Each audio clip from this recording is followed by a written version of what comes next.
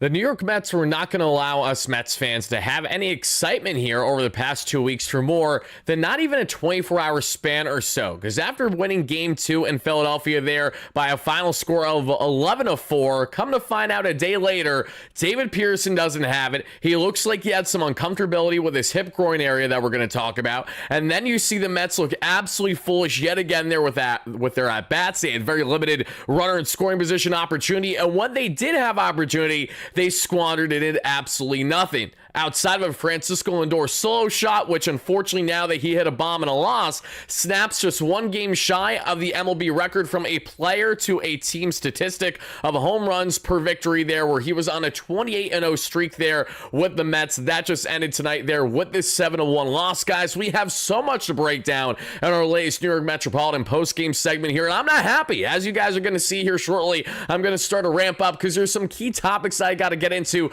that continue to grind my gears. Listen, is it okay to be completely frustrated with the lack of performance from this Mets team, who have now dropped 8 of their past 9 games and now find themselves in a rut right now, back behind the Philadelphia Phillies of first in the NL East? Yes, you still have plenty more baseball to be had this season, which is exactly why it's okay to be frustrated while also believing that the Mets are going to be able to get out of this rut. And I do agree. I firmly have confidence that the Mets are going to be able to get out of this rut. But the one thing, the main thing that we need to highlight in tonight's show is exactly to what degree will that be? Because with the reinforcements of Frankie Montas and Sean Manaea coming right around the corner beginning this Tuesday with Montas, which again doesn't have really any fan excited, rather just curious to see what's going to happen with him, if anything. Then you add in there on the offensive end with Jesse Winker and Jose Siri nowhere close to returning right now. What are the Mets going to do in that category? They have a lot of underwhelming performances from their young bats, some good, some bad, some in between.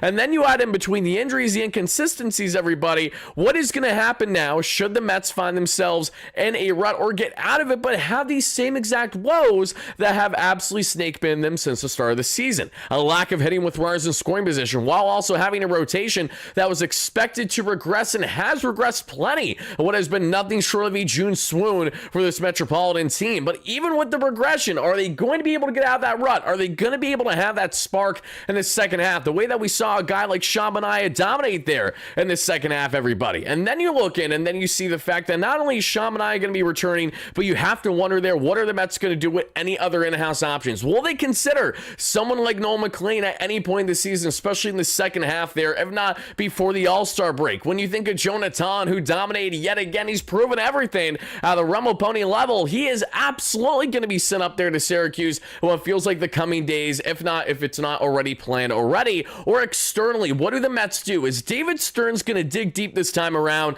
and make a greater acquisition by the deadline outside of Paul Blackburn when adding to the pitching end to fortify and add some consistency there? And on the offensive end, is he going to be able to potentially bring in someone if the Mets cannot get out of their own way when it comes to actually clutching up and hitting with scoring position? Can the return of Mark Vientos when he gets back from his IL stint be the guy like he was last season for the Mets in the second half of the season? Are they banking on Mark? Are they banking on Juan Beatty, Mauricio, and to a lesser degree on the offensive end, Luis Angel Acuna? Who would they have interest in outside of the outfield trade targets that we've talked about already on the platform over the past couple weeks, including the past couple days? Check it out in previous content, everybody. There are a lot of questions with this Mets team after dropping 8 of their past 9 games. But again, even while having all these questions, where am I on the panic meter? I'm not anywhere past, I would say, right around a 3.5 to a 4. And the reason for that is solely being, I know that anything and everything happens in a 162. And I know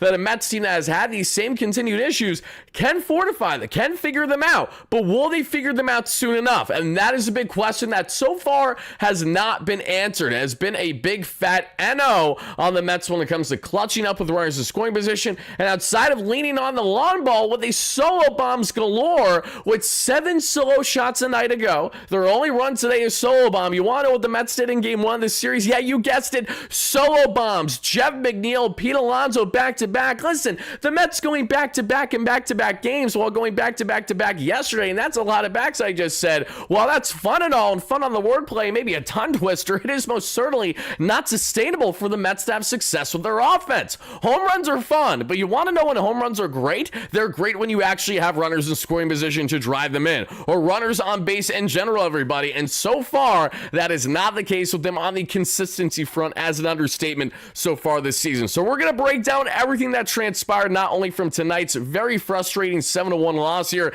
against the Philadelphia Phillies, as Wardy continues to get ramped up here in the chat to share my emotions and feelings live in real time. Hit that like and subscribe on as you guys first chime in, and everybody, let me know your initial reactions to this latest series defeat here. The Mets have now dropped 3 consecutive series. All 3 are teams that are good teams. The Tampa Bay Rays, the Atlanta Braves, and the Philadelphia Phillies. All teams that we expect this Mets team to play up to, and they're doing anything but right now. And that's very frustrating, even with everything being a perfect storm there that we have seen there between, obviously, you're getting in the rotation front with guys like Mr.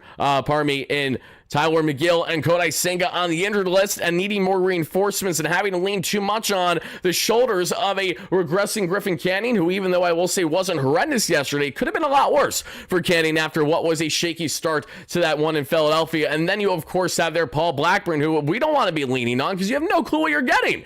And Paulie Punchies. Are we getting big balls Blackburn, or are we going to be getting Paulie, who looks absolutely scared, working around everybody in their mother in the strike zone, walking everybody in the mother, getting absolutely hit for batting practice because he throws tops, 92, 93, 94? So again, a lot to be not overly concerned, but certainly things where we need to find out the questions and we need to find out the answers to these questions. And they need to be answered kind of fast. On the day that the Mets send down Francisco Alvarez is the same day that the Mets get absolutely rocked. You have to wonder if the Mets go on a bit more of a losing skid. Should they call Ali back up, even though that he's been as underwhelming as he's been? They have to wait at minimum 10 days now before they even consider him. But I think he's going to be down there 2 to 4 weeks. He might be down there all the way to the All-Star break because the Mets strategically planned for him to be sent down, at least according to Carlos Mendoza, if they're staying true to their word on that front. I'm not entirely sure if they are, obviously, but I'm going to take his word for it and say that they don't act based on, reaction, that kind of thing.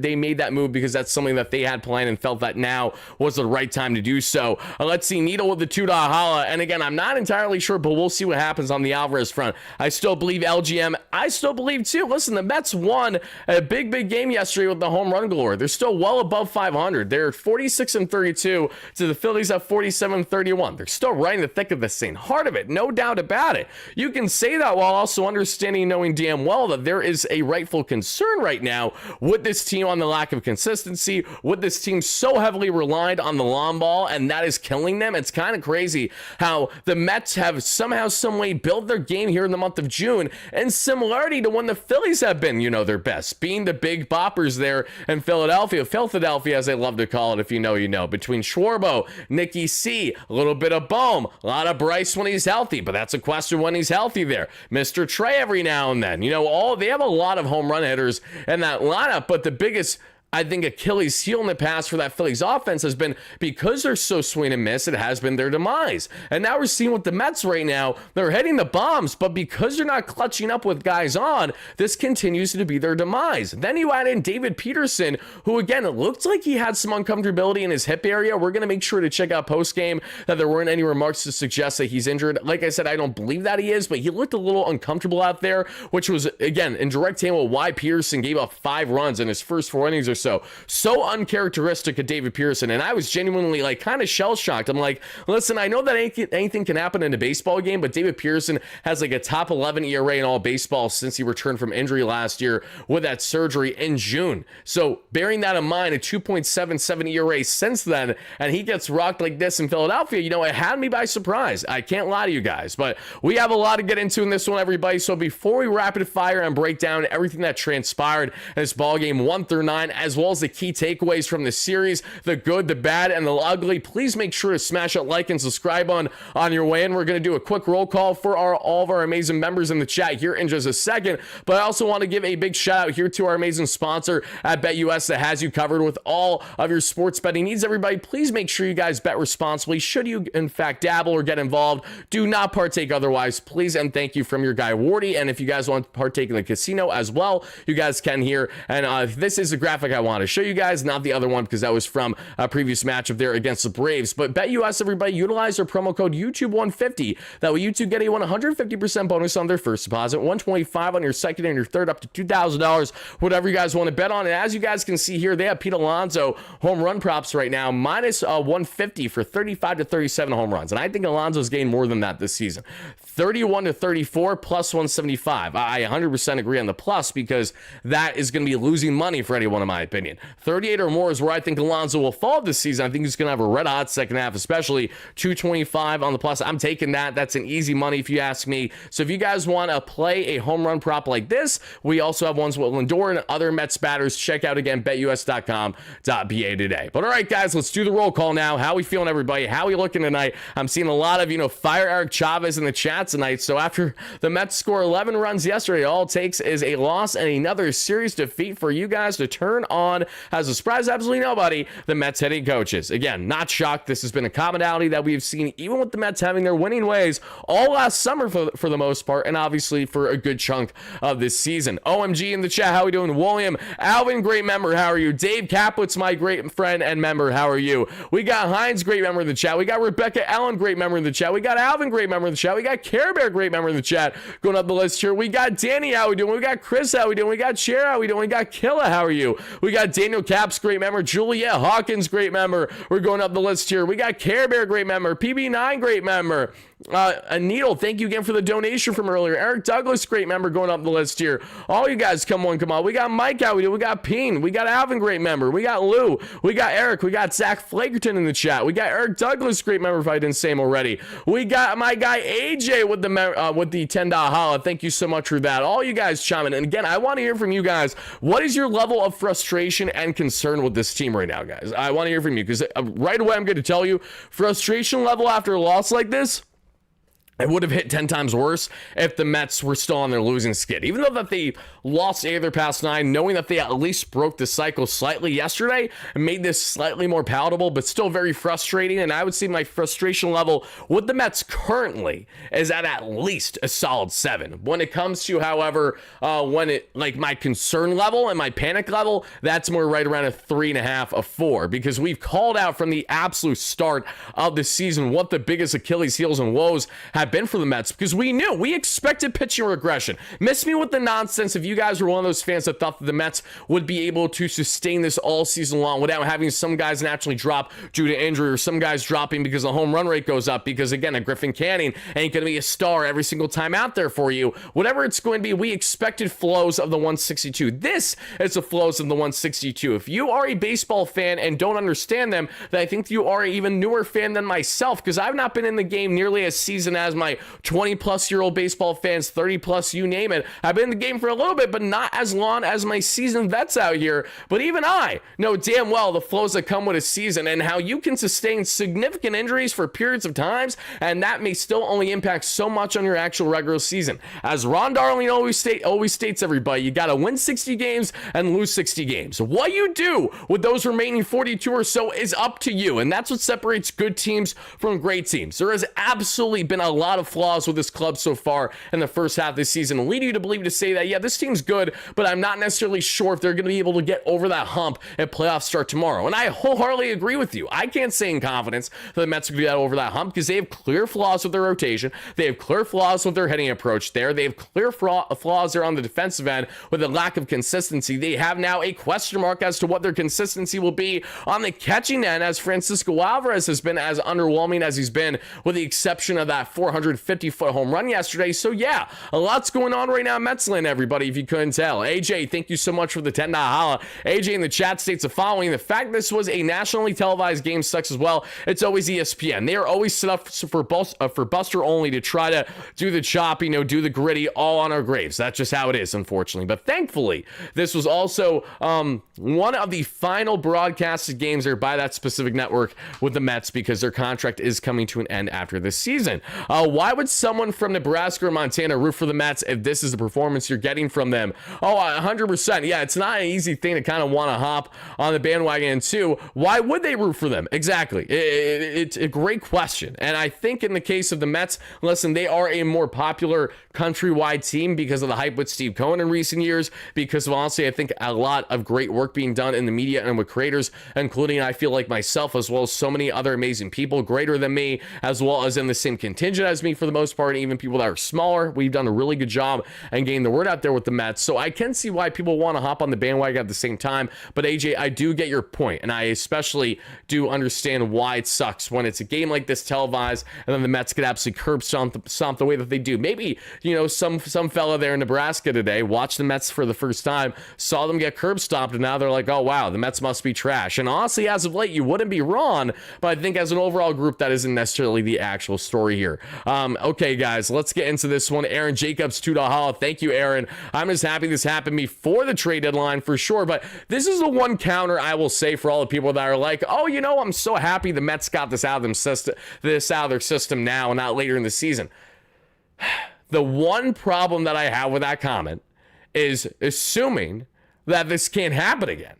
Why are we just naturally supposed to think that because a team has a bad skid at baseball over a week and a half to 2 week span, that won't happen again later on this season? Because it sure as hell does. The flows of the 162 means that you may very well have a lot of ups, a lot of downs. And we know damn well as Mets fans all about those emotions that you go through on a day-by-day, night-by-night basis because of how inconsistent your ball club may find themselves being. So that is the one thing I will say about that. Otherwise, I completely get it. I 100% get it. But again, for me, I feel like if I'm putting that out there constantly, that's going to come back to bite me. The baseball gods, someone's going to do something. Someone's going to throw a hex on that bad boy, and then bam, that's what's going to happen. And then the big concern, obviously, is when you have a traded line, and maybe you think, oh, we're getting so many of our key acquisitions back, and Noah Syndergaard, and, Rick Porcello, and yada, yada, yada, because I'm trying to be Brody Van Wagner right now on selling you guys on how the trade deadline acquisitions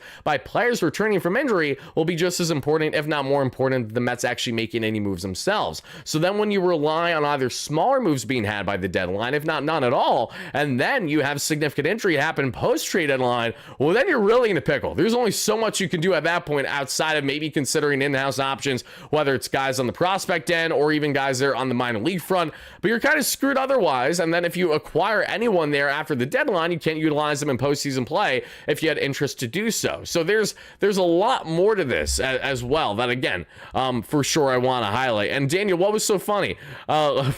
Trade Soto for starting pitching, says Rebecca. What are we smoking right now, Rebecca? Nito, thank you so much for the $5 holla. Yankees could get a lot for Judge. What's your point? What does Judge have to do with this? Or are you guys talking about Judge in the chat separately? Because I have no clue what's going on there. Nito with the $5 holla. Thank you. As long as my sexy Puerto Rican king, Francisco Lindor, is healthy, I'm good. But now, for real, I do get worried about a bad June swing considering past trends. I mean, again, past trends are past trends. Past trends are different teams. But as Mets fans, we do know when we not only see trends, but I think, again, there's certain peaks and valleys that a team goes through. And that's why, again, I'm not losing my mind right now over the lack of consistent play. But am I unhappy about it? Yes. And if the Mets continue this for the remainder of June and maybe only have a couple more wins this next week, if at all, then I think we have ourselves a problem. I absolutely do, because the Mets can quickly dig themselves into a hole from being, just a half game out or a game out of first place to easily being 5.5, 6 out. All it takes is another shit week of baseball. And who's not to say that the Mets won't do that upcoming when they have another 4-game set against the Atlanta Braves? Chris Sale with Chris Sale on the IL or not, it doesn't change the fact that the Braves just curb stomped us, and we obviously beat ourselves to a degree, but they also took advantage of the lack of consistent play and the lack of fundamental baseball by this team. Ryan with the $5 donation. Thank you, Ryan. How do you feel about this upcoming Atlanta series? I think I just answered your question to a degree. Do I go Tuesday for a 95 to stay my AC? I think, Ryan, that's up to you, my friend. If I'm in your shoes, you always want to go to Citi Field right now this season because it's been so fun, but the Mets are on such a slide that I would let game one dictate. I would make a game time decision if you can, and to kind of go in hand with how game one goes. And I know that may sound stupid considering the fact that you could have had that mentality attending today's game in Philadelphia after the Mets won big yesterday, and then bam, you got a clunker the way that you did today. But that's the risk that you gotta take sometimes. If you want my opinion, I think you should do a game time decision. If the vibes feel like they're there, and if you feel like the pitching matchup is there as well, and let's just pan to this real quick, and then we'll break down the ball game, everybody. Not that you guys are in a rush to hear me break down a 7-1 loss. I know you're chomping at the bit for it. Trust me, I know. On the edge of your seats, I can feel it from here, guys. But as we check for game one of the series there, we got Blackburn, Schwallenbach. Well, I'll just go F myself then. Game two, we have the following, and that is going to be Montas. Oh, it's Montas and Strider. Oh, yeah, I mean, listen, if you want to sweat your ass off in 95-degree weather and witness Frankie Montas either having a brilliant first start of the year against the Atlanta Braves or the worst batting practice that you will see all week for a full Mets bullpen game because he can't get out of his own mess and 2 2/3 innings, that's up to you. That is completely up to you. Take that coin flip at your own risk. Thank you so much, BM, for the $2 holla. Wardy, who are the future catcher and third baseman? Future catcher, I still believe, is Alvarez. I have a lot of faith and confidence in Alvarez, and I'm bullish on Alvarez because if he can do what he did at 21, I know damn well that he can tap back into that again. But there needs to be something that changes with the mentality, the confidence level, and also bear in mind, Alvarez is a dad now, and as someone who's a fairly new dad himself as well, I can tell you that, the emotions can be all over the place, and your mind can be scrambled and all over the place. You can go from being fairly structured as a person to not being structured at all, or thinking you're structured in certain areas and not being structured nearly at all, or thinking that you won't stress about these things and then you end up stressing about these things. Who knows what the mentality is like for Alvarez right now, not just from having such a high with 25 home runs as a 21-year-old, but then adding in the fact that he has become a father this year, on top of having the hamate bone injury. Everyone handles those things different. It may sound stupid, and I know that I'm going to bat for Alvarez. It's because he deserves a leash, and I think any fan that is this quick to completely cut ties with the player, meaning you don't want him to succeed again, I think is damn right foolish, and you should be ashamed of yourself because there's way too much potential for a batter like him at the young age of 23 or so right now after doing what he did just 2 years ago, the last time that he didn't have a season with a hand injury on his effing catching hand the way that he has each of the past 2 seasons. So that is one of those things where I know in time it'll get fixed, but I do wonder how much did Eric Chavez, if at all, hurt our boy here with the hitting adjustments and basically going from trying to hit bombs to just kind of hitting in general. And the hitting in general is making what should be a power hitter batting no higher than 250 try to be a contact hitter who's still batting right around the same that he has in previous years of his young career. Thank you again for the donation, BM. I appreciate that. And third baseman, that has yet to be determined, obviously, between what we see there in Brett Beatty defensively, but offensively leaves a bit to be desired. Mark Vientos offensively leaves quite a bit to be desired in a positive manner when he's right, but defensively, we know that that's a completely different story. Then you add in Ronnie Mauricio. Ronnie looked perfectly fine at third base today for the most part, but we didn't get too much hitting because we know that the bat is very fickle right now. The Mets don't have any consistency with their young bats, and that also is a problem. And I'm not going to lie, it does frustrate me to a degree as a fan because I'm a New York Rangers fan for hockey, everybody. And if you guys know the New York Rangers, then you know that they started a retool rebuild phase in the 2017 season, and they had multiple top picks, either the first overall pick or top 3, top 5 range for multiple seasons, and they wasted away pretty much all those picks since then by either failing those prospects entirely, trading them away, and they did not develop well, or you still have those players in your organization, but they have been far underwhelming to what they're being paid when they were initially being sought out to be as a top first overall pick, or in that category, a coveted prospect. The point I'm trying to make is, everybody, is I hate that some of my favorite sports teams, not just one, but multiple, seem to be having this problem where they're stunting their player development and are not getting the consistency that you tend to see with some other ball clubs, especially more that maybe aren't as large market, but smaller market, maybe less pressure, less media pressure, less eyes, and also easier to build confidence when you have a more analytically based organization, maybe like the Rays, especially, where the expectation and kind of the carousel, whereas there's lofty expectations as a New York Met and everything that comes along with it. Let's see. How come we can't get the damn DH right? And that's the most frustrating of all. The Mets have had DH for the past number of years, right? And the Mets in 2020, in the shortened season, had one of the best DH duo tandems you'll ever see, and that was including Dom Smith and Michael Conforto absolutely raking. When Conforto wasn't in the outfield, if he ever got a DH stint, raking. Dom Smith at first base for DH, raking. Since that point, since it became universal officially from the 2021 season onward, there has not been, 2022 season onward, because in 2021, it was still pitchers hitting. That is correct. They brought it for 2020, took it away in 2021, and then brought it officially universal in 2022, if I'm not mistaken. And from that point on, the Mets have been damn underwhelming when it comes to their performance there in DH. Very underwhelming. There has not been a consistency there either. This platoon mentality is good for trying to have more of a flexible lineup, but it also hurts the immediate power implementation that you could have as a certainty, like a Kyle Schwarber that you saw tonight for the Philadelphia Phillies. Or, you take a Yordan Alvarez for the Houston Astros, when I just think of DHs, I always think of Big Papi right away. That just like locked in the brain. So again, the list goes on, but I digress, everybody. Let's talk about this godforsaken series loss and the Mets now dropping 8 of their past 9 games. I'm not looking forward to breaking it down, but I do appreciate that we got north of 300 you guys watching live that want to chop it up with your guy Wardy. So let's get into all the good, the bad, the ugly. And this one, everybody, hit that like and subscribe on your way in. And again, continue to let me know all your key takeaways and reactions from tonight's latest series loss here, this one by a final score of 7-1. All right, guys, let's get into it, and let's begin here in the first inning. Who was toeing the rubber for the Mets tonight? As I stated, it was Mr. David Peterson. Peterson was on the mound for this amazing Mets team, and I was expecting David, just like each and every one of you, to go out and ball out tonight. And sadly, he was not able to do that. And you have to wonder if health was at all a factor, or the lack of, comfortability there in that hip, among other things. Guys are all blind. Stop being optimistic on these young guys. Squints, no.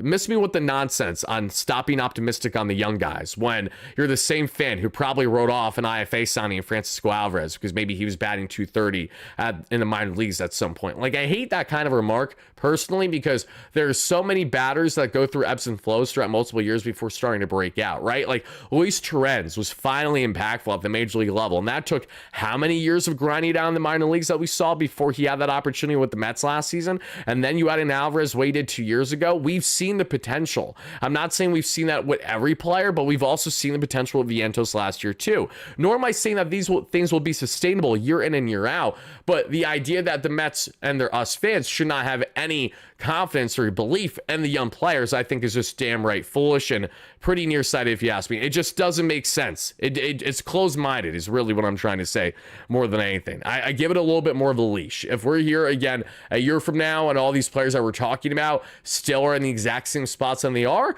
then I think that's a greater discussion to be had, especially with certain ones over others, depending on how long they've already been in the organization and the lack of consistent play. Like, same thing with Justin Turner as well, just to use as a prime example, right? Utility guy with the Mets for multiple years, wasn't necessarily a top prospect, but, was a player that the Mets did value fairly highly for a decent period of time in limited spaces. And then they finally allow him to walk, and in a change of scenery and making proper adjustments, he goes and blossoms. So again, sometimes it takes time, sometimes it takes a change of scenery, sometimes it just takes, the Mets actually giving more opportunity depending on what individual player that is. But thanks for coming to my TED Talk, and that's what I had to say about that tangent. But getting back into this one, everybody, Francisco Lindor led off the ball game with a single, and usually when leadoff Lindor happens, good things happen. The Mets don't tend to lose ball games a whole lot when Lindor has himself with a leadoff single, double, and most certainly a home run. But unfortunately tonight was one of those rare cases, but a reoccurring case as of late, where the Mets were not in the one column. Starling Marte struck out swinging there on the second at bat, so 1 out, 1 away. one away. Then a wild pitch allowed Jesus Luzardo to get Francisco Lindor to second base. So thank you for that, Jesus. Juan Soto then flies out, and then Pete Alonso strikes out on a called strike 3. And Pete has been definitely striking out a bit more that we've seen over this last stretch of games, and they're dropping either past 9 over the past 2 weeks collectively. In the bottom of the first, the Mets did go down in order there from David Pearson getting a big line out on Trey Turner, a strikeout on Kyle Schwarber, who unfortunately would not strike out every time out there today, and Alec Boehm on a line out. In the second, the Mets go down in order. Nimmo, Torrens, Taylor, they're out of here. In the bottom of the second, the Phils go down in order. Castellanos, JT, Kemp out of here, and Kemp struck out Swaining. In the third, Mauricio, Acuna, Lindor all out of here. In the bottom of the third, we would see a leadoff single for Edmundo Sosa, a walk for Buddy Kennedy, and then we would see David Pearson have a fantastic pickoff there on Mr. Edmundo Sosa. Great turn, and we know that Peterson is one of the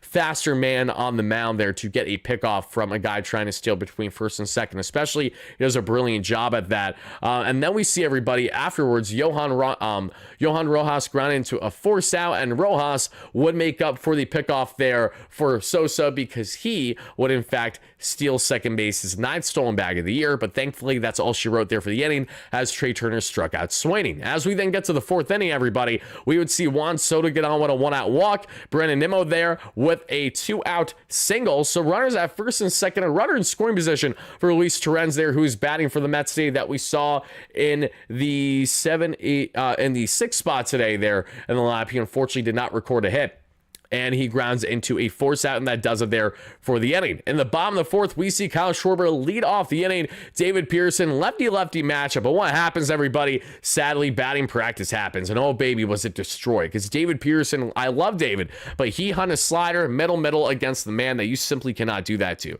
Schwarber rips an absolute Schwarber bomb of a piss missile, 432 feet, 107 there, right off the bat on the exit velo. And just like that, the Phils are up 1-0. And after a lineout by Alec Boehm, Nicky C with another productive at bat here in this series, this time with his 20th double of the season. Nick Castellanos, a runner in scoring position for JT Realmuto, who gets on with a walk. So then Otto Kemp, who again is getting more playing time, where Bryce Harper out with injury, he rips a single, getting his first career start there that we actually saw in left field, if I'm not mistaken there, first career start with the Phillies at least there.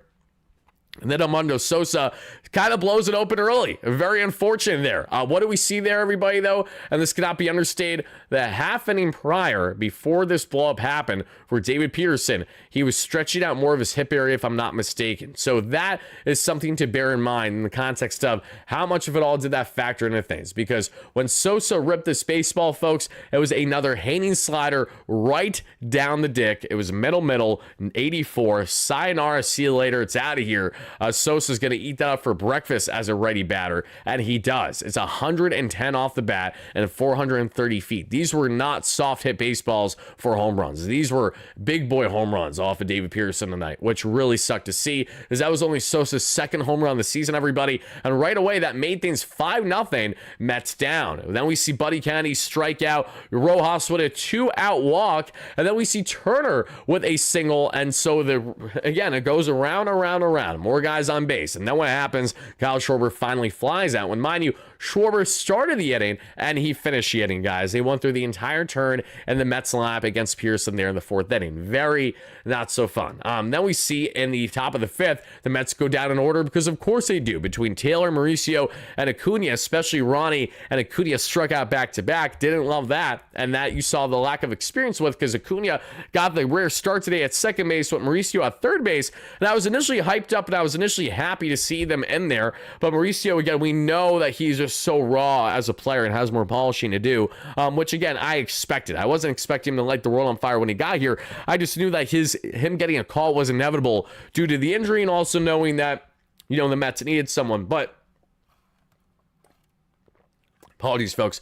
But also bearing in mind that Mark Vientos is not too far away from returning this Mets team, it will not be shocking when the Mets bring up Vientos that they probably send down one of Mauricio or Acuna in the process over Jared Young, because I think that they like the value in Jared Young and his quality at bats more than they do so far at Mauricio and to a degree Acuna. I think that you see the lack of maturity a little bit still with both of their plate approaches, where I don't love Jared Young's plate approach, but he does still take some quality at bats. I do notice are a bit more impressive than what we've gone, especially from Ronnie so far. Ronnie is just so uber talented, can tear the cover off the baseball. We know and expect a lot of him with the power front when he's right. He just has a lot more to prove, and we know that, especially at the major league level. But as we continue on, everybody, in the bottom of the fifth, and hit that like and subscribe on it as you guys first chime in it as we're breaking down the latest in Mets land. The Mets dropped their 8th of their last 9 games there that we see this time at a final score of 7-1. Don't love that whatsoever, everybody. As we get to the bottom of the fifth, Alec Boehm strikes out, Nick Castellanos grounds out, and JT Realmuto grounds out. In the 6th, the Mets go down in order, and Juan Soto struck out swinging for the final out of the inning. Nito with the $2 holla. Thank you, my man. He says, I believe in Ronnie, El Chimmy, Mauricio. Thank you so much, my man. I appreciate the donation big time, brother. And I hope you're doing fantastic and you have a great rest of your evening. And the top of the 6th, we see again the Mets go down in order, as I mentioned. Daniel Nunez then comes in, everybody, for his first outing since being called back up by the Mets for the most part. And Nunez gives up a 1-out double there to Edmundo Sosa, his 6th of the season, but that's all she wrote. He gets a ground out on Mr. Brandon Marsh and a pop out there on Johan Rojas, and that does it there for the 6th. And the 7th, guys, Alonso strikes out, Nimmo gets on with a 1-out single, Torrens lines out, and then Taylor grounds into a force out, and that does it there for the inning, everybody. We then get to the bottom of the 7th. Kyle Schwarber hits a single after Trey Turner led off with a single, so runners out of the quarters, no outs for Alec Boehm, who hits himself a sac fly to make it a 6-0 Philadelphia Phillies lead. And Nick Castellanos, who's been an absolute menace against the Mets in the series, rips his 21st double of the season, his 2nd of the night, and that makes it 7-0 Philadelphia. And then we see Otto Kemp fly out for the final out of the inning. In the top of the 8th, everybody, we would see with 2 outs, Francisco Lindor, who got the party started for the Mets with them actually getting the home run sprees outside of Nimmo in the first inning yesterday. We saw the bombs from Lindor, Nimmo, and Soto, all from the left side, back to back yesterday. And Lindor hit himself an absolute bomb yet again today. This time, Francisco Lindor, we saw a rake off of Lazar there, and that would be a 405-foot home run, 104 off the bat, and that is his 16th home run of the season there on a pitch that was way down and in. We're talking 95 down and in, guys, below the knees, and he pulled on that bad boy big time for the most part. So that made it a 7-1 ball game. So you're telling me there's a chance, even though I knew fairly well this Mets team was not going to rally back this late. It was just not going to happen.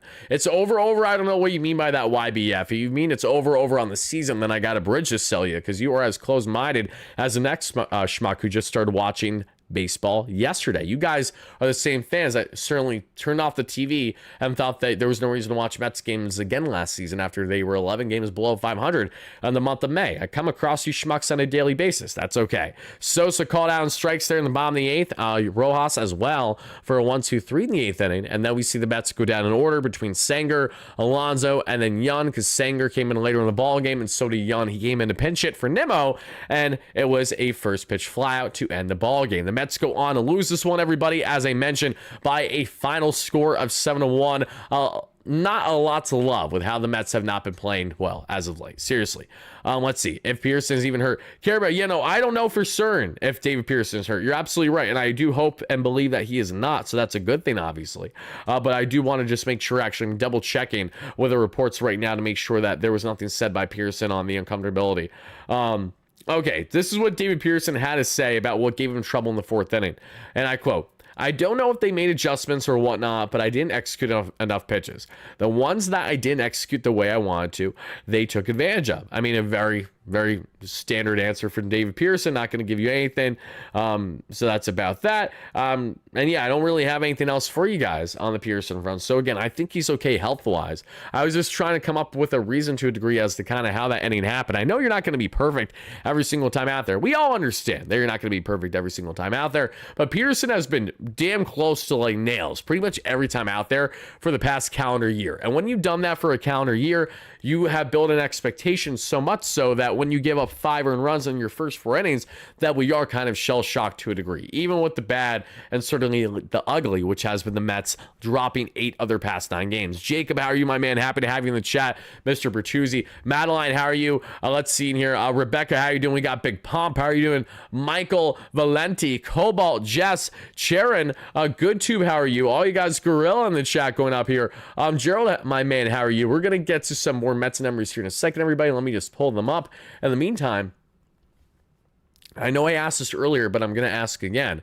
On a scale of 1 to 10, what is your concern level with the Mets right now, everybody? Concern level. I would love to hear it with the Mets' lack of heading ways with regards to scoring position, and again, having dropped 8 of their past 9 games, now back out of first place. Granted, still a lot more baseball to be had this year, but I'm curious, where's your current concern level? And can you guys explain why to me? Explain why to me in the chat right now. We got Ricardo saying 7, Rebecca saying 3, Eminem saying 8, Committee saying 9, Deb saying 7, Steven, how you doing? Great member. Scott says 7, Gorilla says 6, Keith says 4, Josh says 6.5, Sharon says 4, Care Bear says 6, Hector says 9, Michael says 5, PB says 4, SS says 7, 4 says Hawkins, Gerald says 8, Michael says 7, Robert says 3. How you doing, Robert? Appreciate you, my friend. Aaron says 8. Aaron, we're at it. Why are we at an 8? All right, guys. For everyone that is at a 6 or above, tell me why you guys are above average, right? Batting above 500 in your concern level with the New York Mets right now. What is the main thing that you guys are most griped by with their current lack of performance? Let me know, and I want to answer them individually here. And everybody that watches on replay, please do not hesitate from sharing your thoughts in the comments down below, because even if I don't get a chance to answer it in time, other people in the chat and the comments down below most certainly will. It's going to be great discourse in the comments, so make sure to do that, and thank you kindly as well. And also check out our great sponsors, if you guys haven't already, with our friends at SeatGeek that have you covered for all of your ticketing needs, everybody. Utilize our promo code WARDY10 down below in the description for 10% off your next ticket purchase, and hit that link. It's hyperlinked if you have the app downloaded already, and it's that simple. It'll automatically add the 10% off discount to your next ticket purchase. Mets tickets, concert show tickets, comedy show tickets, whether it's going to be different sporting event tickets, you name it, SeatGeek again has you covered. But let me pull up now the numbers for you guys that I meant to from just a minute ago, and again, go on and explain to me what your big concern is. Pitching is cooked, whereas the scoring position has been an issue and has not been fixed. I agree with the latter, and with the top, I agree in the current sense, but I don't agree in the whole season sense, and that's where I stand firmly. The pitching right now is scary. I agree right now it's underwhelming. The bullpen is on its last leg. You had a lead on Tyler Zuber today when you knew Tyler Zuber was unfortunately going to be batting practice. I didn't even get to the point of explaining on the Zuber front, as Tyler Zuber made his Mets debut today, and unfortunately he was exactly kind of what we thought he was going to be. He couldn't get out of his own mess, and led him more runs and more accolades there for the Philadelphia Phillies. Let's see here. I'm just concerned because of the pitching is regressing with Senga McGill out. That means we have Holmes and Pearson as reliable stars. Our bullpen has not been looking good in the second half of the lineup. No, again, that it's multiple facets of this team. It's not just one individual team, and I understand those concerns. But I think the reason why I'm not at the point of like even a 5 yet is because we haven't had enough rightful reason for me to get there. If we have enough rightful reason for me to get there, then I will get there. But I'm not there yet. I still have confidence in this team, certainly to a great degree. I also have confidence, obviously, in things turning around this season, while players being added to this team, not only externally via trade, but also internally from prospects to rehab stints of guys coming back, among other things. Brooks Really's on his way up. He's getting closer. Really's going to have to rehab for probably the next couple weeks here, but he has looked good in his rehab so far, and that is a very encouraging thing. And James, that regardless of what it is, my friend, that's irrelevant to the conversation here. Let's see. Gerald says Canning, Holmes, and McGill were pitching way above their career norms. I mean, Holmes, yes, but we expected that. We expect that. That's why the Mets signed him. And Canning to a degree too, but Canning, I can understand a bit more of the concern there. Pitching has gone south, Wardy. That's the main reason for the high level of concern. I'm curious as to why so many of you guys are more concerned on the pitching going south when the pitching is what saved face the greatest offensive woe all year. Is that why? Or do you guys think that the Mets will rectify the runner in scoring position woe ways? Like, I'm curious where you guys stand on that front as well, because for me, we've been calling this out literally since the season began, that the Mets had these continued issues with not only not even getting runners in those positions as much, but rather what they're not doing right. And rooting for OKC. I'm absolutely rooting for OKC. They're up. Oh, nice. They're up. Where are they up? 13 or 14 with 4 to play.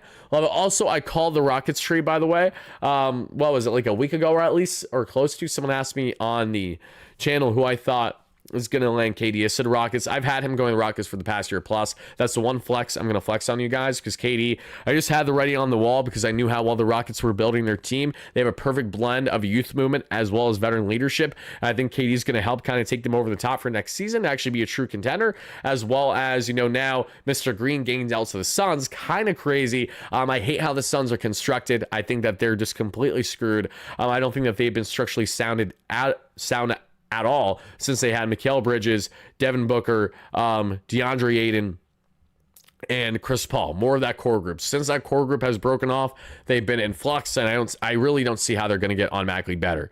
Halliburton did get injured. Yeah, he had a really bad injury. Reminded me of Tatum, and just like the immediate reaction of like he knows like he's cooked kind of thing. I don't wish on anybody, but it does not look good there at all.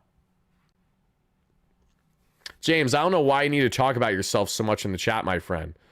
Also, by the way, Kreider, love Kreids, but he got traded to California as well. So you might as well go hop in a Dodgers chat right now, because we don't need you in here. It's okay. You're going to get through it, I promise. All right, guys. Now I have to ask each and every one of you, what is most concerning right now between the pitching and the offense? For you, is it the pitching, especially because of how much everything's gotten exposed as of late? Or is it the offense, something that has been an issue all year? Not that they can't score runs, because we know the Mets can certainly do that. They did that a night ago. But they fluctuate on the consistency front, and we also know that there's just a lot more that needs to be had there with late and close situations, high leverage, 2-out runner in scoring position situations, among other things, everybody. Because this is the Mets pitching tonight, as we see David Pearson give up 5 earned runs across 4 innings. And from your guy Wardy, I had to give him a grade today. Sadly, as much as it pains me to say, I'm going 3.5 out of 10 from your guy Wardy. It's really hard to go above that for David Pearson today. He was not good much at all after that first 2 innings. Leo, thank you so much for the $2 holla. If we can't get Skeens and get O'Neal Cruz, I love O'Neal Cruz. I absolutely do, but I don't see that happening right now. Again, I'll be surprised if it does. Offense and bullpen. The offense says, Juliet in the chat, let's see. How can Chavez and the Mets be so good in 2022 but not do the same thing? No. The Mets were not so good in 20... Oh, wait. It was like they became bench coach and back to the hitting coach and never the same. So in 2022, their offense was completely different. I like to clarify that. Daniel Nunez, by the way, stud muffin tonight, 1 shutty. Chris Davinsky, stud muffin tonight, 1 shutty. Tyler Zuber, batting practice, sadly, for his Mets debut. Still a dog. Love Zuber. Love him. Seems like a great guy, great personality. Just not an ideal start to his New York Metropolitan bullpen tenure. And the Mets desperately needed an arm today, which is what warranted the call for Zuber. Because outside of the past, I'd say 2 weeks of play for Zuber, has been very underwhelming up and down this season. Not the worst, but not the best either. And that kind of went in hand with the lack of production there today. But now let's get on to the heading stats, because with the stats that you guys see there are not the current stats, so disregard them, as I'm currently flip-flopping, because those were stats from last night's game. I think that was. So it was, because Alvarez is in the lab, duh. So now let me show you guys the Haynes stats from tonight. This is how the lab actually ended and how it looked. Mets should get Shaylin Lears, and I agree, and not just because of the name. I love Shaylin Lears. I think he'd be awesome. Fun fact, Shaylin Lears was a former Atlanta Braves prospect that they trade away, actually as part of either the Matt Olson or Sean Murphy trade. And Shay is a better catcher, in my opinion, than Sean Murphy. And he has more upside than Sean Murphy. And I think he's going to be better than Drake Baldwin, too. I like Shaylin Lears a lot. I do. And it sucks because he torches the Mets. He always kicks our ass every time we play him. Every single time the Mets play Shaylin Lears, he's been a dog. Very good. Is he good defensively, a catcher, but he can hit. But that's something that can still be worked on. He's young. I don't think that's like the end-all be-all. Offensively, everybody, this is how the ballgame ended for this Mets team. As we go in order, Lindor, 2 for 4 today with a run scored thanks to the solo shot. A 270 average and 816 OPS. Starling Marte, 0 for in the DH spot and in the 2-hole. Hot take today, I did not like Marte batting second. I really wish that was Nimmo from the start today, where we saw him thrive just a day ago. I don't like moving him out of order that consistently just because of the pitching matchup. I think it's stupid, especially when you bear in mind Nimmo usually hits lefties very well, just like what we've seen with Soto and just like what we see with McNeil to a degree. So again, that's one of those things that does make sense to me because the Mets lefty batters, for the most part, with the exception of Lindor, have been pretty consistent on being good against fellow lefties. So that one I didn't like. Marte, not a great day today. Not a lick. 254 average, 730 OPS. Soto, 0 for in this one with a walk, 255 average, 872 OPS. Sanger pinch steady, 1-0 for 1, 172 average, 407 OPS. Juan Soto, I apologize, not Soto. Pete Alonso, 0 for in this one, 290 average, 941 OPS. Brandon Nimmo, 2 for 3, 254 average, 783 OPS. Jared Young, 0 for just on a one-pitch flyout, 162 average, 657 OPS. We see Luis Torrens, 0 for 3, 227 average, 639 OPS. Tyron Taylor, 0 for 232 average, 630 OPS. Ronnie Mauricio at the hot corner, 0 for when not one, not two, but 3 strikeouts. Not ideal. 180 average, 561 OPS. And Luis Angel Acuna, 0 for with 1 strikeout, 241 average, 576 OPS. No offense to show whatsoever in this one.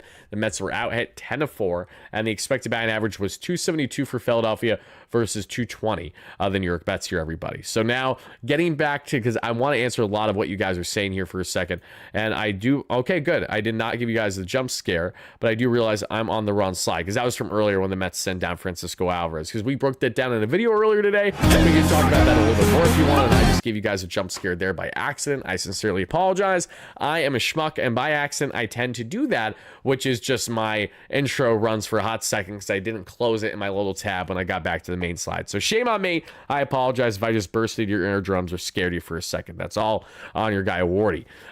Marte's hit or miss most days. I know that's what Marte is. And some days he can be just awesome. You get like a bomb, maybe you get a little Oppo W. You're like, where the hell did this come from? He just always does it out of nowhere. But the fact that it's unpredictable is why I don't like Marte constantly in flux of being in the top 3.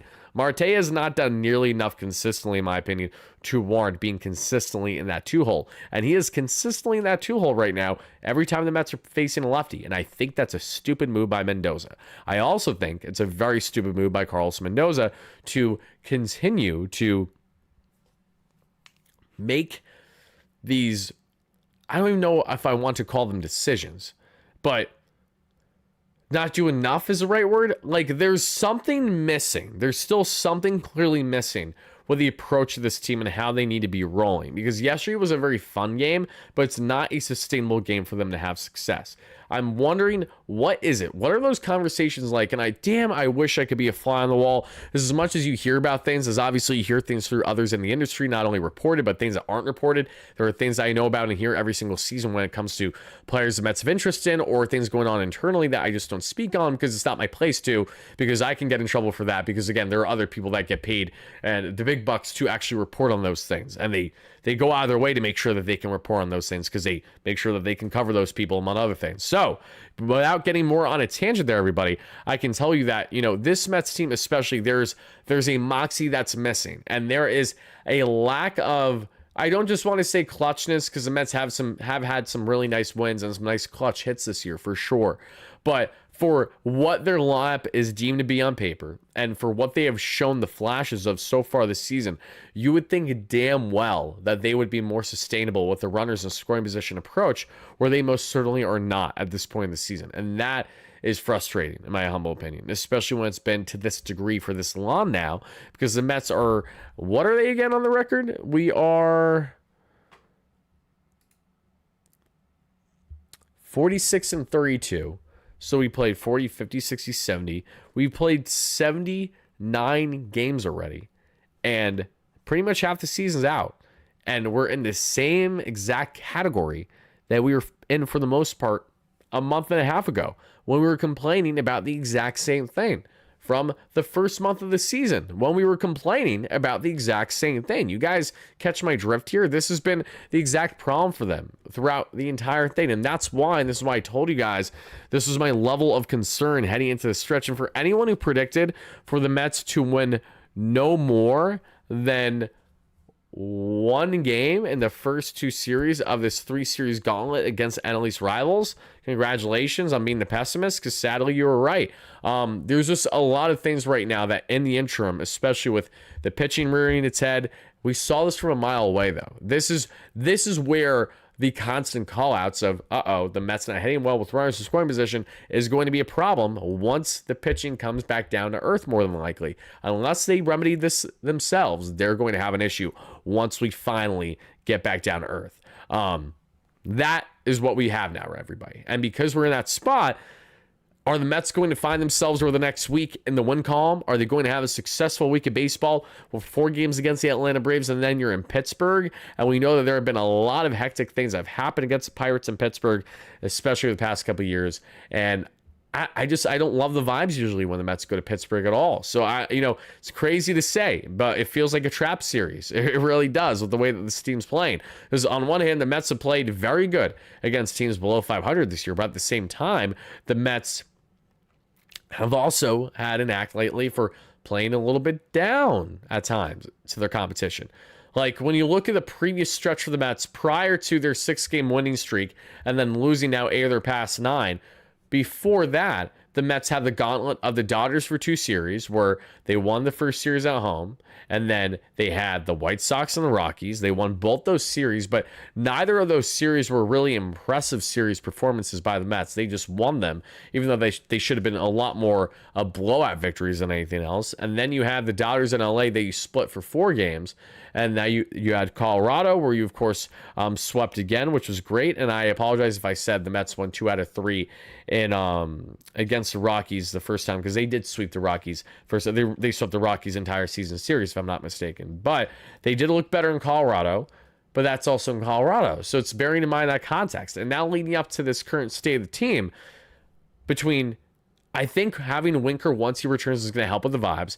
I do think the vibes are lost to a degree, guys. I know that may sound stupid, but to play devil's advocate, I'm like, what's one thing that we can't necessarily statistically explain, but we know is a thing when it comes to clubhouse culture? And I think that is to a degree not having guys like Mark Vientos and Jesse Winker, who have been more the swaggier, more of the fun guys in the clubhouse this past season, especially in the second half last year, post-trade deadline, once Winker got here, to kind of uplift and kind of get them out of their ruts when they feel like that they're squandering opportunities early, or when the Mets had a 4 or a 3-run lead and then they were just not able to do anything about it, And as Scott says in the chat, the vibe is gone right now. It's 100% gone. The Mets don't got the vibes going. Yesterday was fun, but the vibes, they weren't there yet. We all knew that. And it's just very unfortunate to see the rut that this team is curling in, because I know how talented they are. I expect a lot of them, and I'm not saying that they are locked to win a World Series or anything like that this year. A lot needs to happen for that to happen, and a lot needs to change for them from where they're currently constructed to get there. And Cobalt in the chat does say the following: my hot take is that we need a fixed lineup. Mendoza has to choose. He wants to have the most at bats. His constant changing of lineups is hurting more than helping. I don't completely disagree with you. I like having consistency, and I admire teams that more often than not have dominated by having consistency with their lineup. But at the same time, the LA Dodgers won the World Series last year when they had a lot of influx with the lineup, with injuries throughout the course of the season, and most certainly the rotation. The same thing can be said about so many other good competing teams. So while I agree with the sentiment, because I'm in the same position as you are, I also see as to why it's not necessarily a sky-falling thing either. I don't think the take is as hot as you think, but I also understand why it can come across that way. Gerald in the chat says, we have the pieces for Skeens in the minors. Gerald, here's a quick answer for you. The Mets are not going to be trading for Paul Skeens at the deadline. I don't know why everybody has a crack pipe right now. Not to call anybody out in particular, if you know who you are. All jokes aside, everybody. I don't know why people are insinuating this idea when there's not a chance in hell Skeens gets traded at the deadline. The only way Paul Skeens gets traded at the deadline is if a team with the best farm in baseball, which is sure as hell not the Mets, you're looking more Red Sox, you're looking more Orioles, you're looking more in that American League area. That is the only exception for such a trade to even be probably considered. The arm, years, and control alone that the Pirates can manipulate, and they will manipulate, to make sure that they maximize Skeens and his value until they decide that they think he's at max via trade, I don't see why they're going to do it this soon. And I think it's too terrible of a sell to their fan base this sudden as well to go ahead and do that move. As much as I know that Nutting gives a F about a lot of things but the actual fans of the Pittsburgh Pirates, he clearly doesn't. That's why he treats them like shit every year. I don't think he's going to go as far as trading Paul Skeens already this deadline. And furthermore, I don't see a chance in hell that the Mets find themselves winning said trade.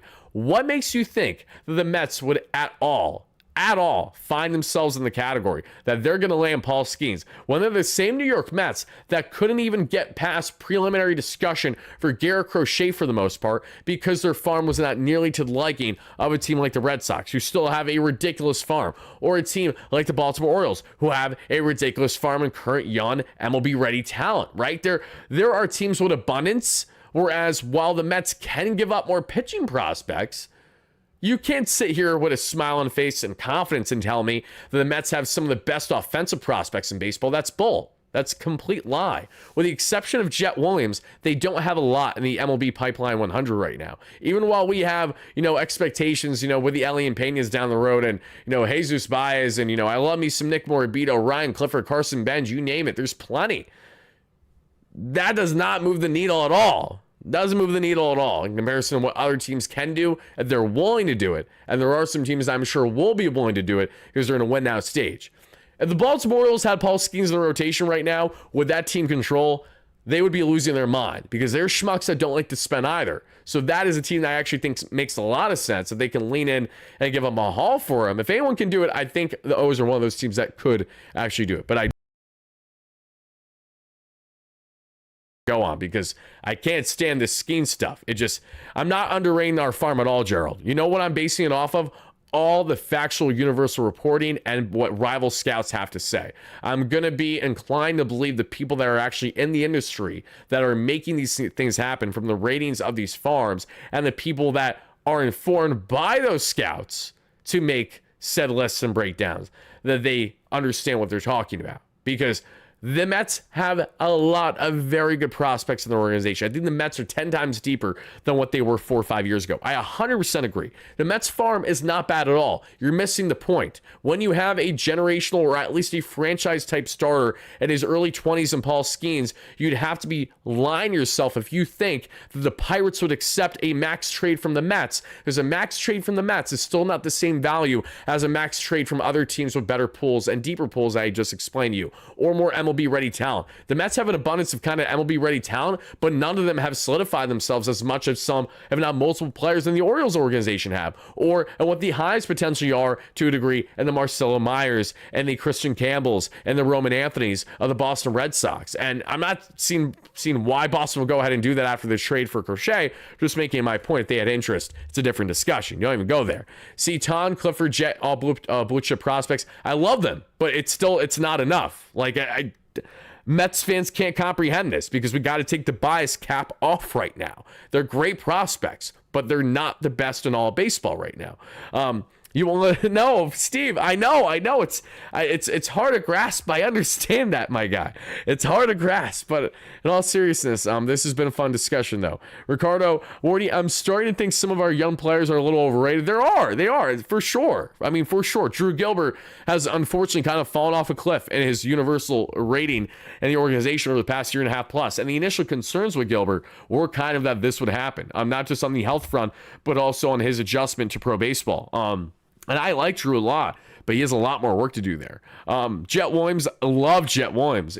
For Jet, I think the big thing is how much can his power transition at the power level, and how much can his contact ability and on-base ability keep him in the bigs, because this is a power-oriented game today, and I don't see the Mets going out of their way to make a clear roster spot for a player in the near future that's going to be more consistent on the slap hitting, but isn't necessarily going to be doing a whole lot to move the needle other ways. Thankfully for Jet and for us fans, he is kind of a 5-tool talent, 4-tool at least. He has everything but the power right now, but he's definitely a guy that can go gap to gap a lot. lug out doubles into triples, singles into doubles, maybe even singles into triples if you really catch a defender sleeping, because he's a speed demon.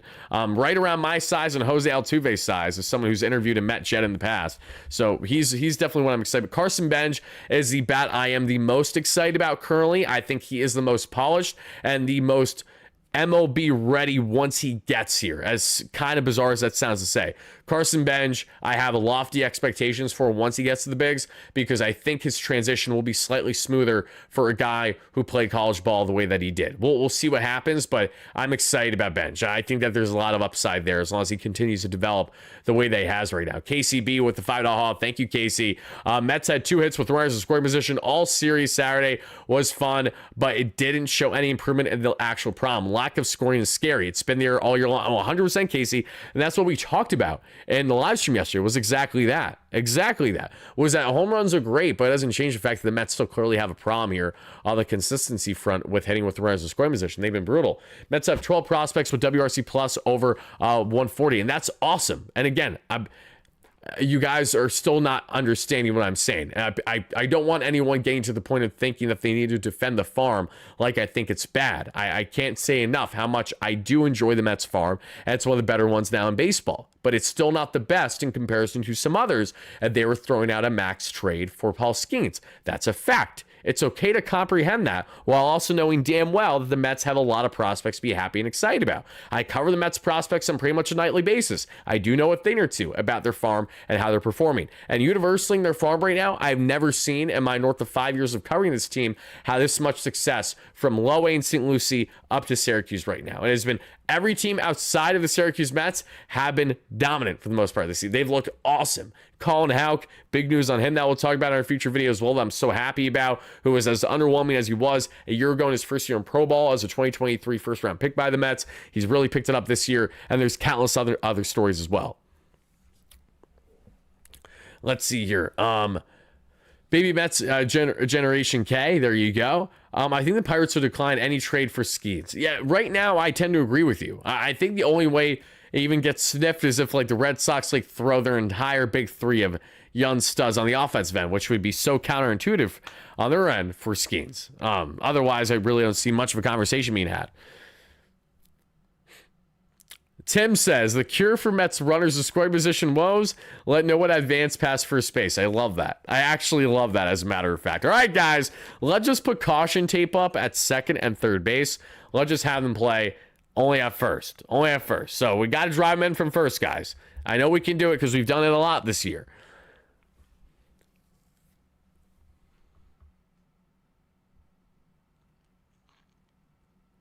Ton looks unhittable. No, Ton has been jaw-droppingly good. We're going to talk more about Jonathan shortly. Don't you guys worry, everybody.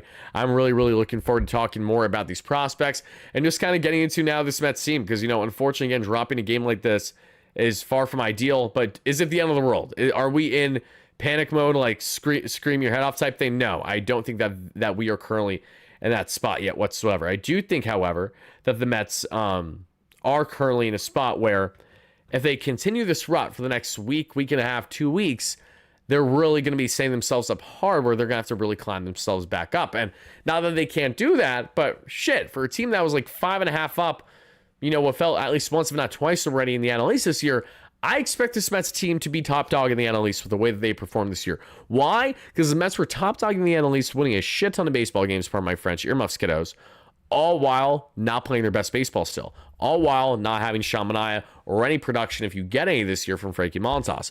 All while without having any certainty of a southpaw in the bullpen as we still await the potential implementation of Brooks Raley this summer. All while, not getting any consistency with runners in scoring position. All while having guys like Clay Holmes being stretched as a starter for the first time in his career and being damn productive for the most part in doing so. So that is why I have confidence in this team. And that is why I'm not going to sit here and scream like there's not a chance in hell that they're going to get out of it. When I scream and yell at you guys on a nightly basis, that's the immediate short-term reaction. Pissed off because they let opportunities squandered. They had key moments where they could have pounced and they didn't, or they completely shot themselves in the foot because they got in their own way from winning, especially if they had a multi-run lead and blow it. There's nothing that pisses me off more as a fan than to be up by multiple runs, let alone in Pearson the way that I was there for that effing game against the Rays when we were up by 4, than to see them blow those in those types of fashion. But that, I think, is going to be a great stopping point for us, guys. We are going to wrap up our post-game show tonight, so I would like to, again, thank you all so much for everyone that chimed in, that watched this one live on replay. On replay, we're watching it live. Thank you so much to all of our live members, recurring subscribers, and new subscribers as well. Really do appreciate the discourse. Whether you love it or hate it, whether you did not enjoy everything that I had to say today or the conversations, I appreciate you chiming in nonetheless, and I look forward to the discourse and doing plenty more of this with you guys as we cover every single game throughout the course of the 162. Be on the lookout, as tomorrow might be a little hectic. I might be slightly delayed in getting live for you guys, or depending on how the post-game format's going to be, just because I got some traveling going on. But you guys will definitely see me all throughout the next week, so be on the lookout for it, everybody. Thank you again so much for watching. Love you guys all to death. And as always, no matter what, everybody, no matter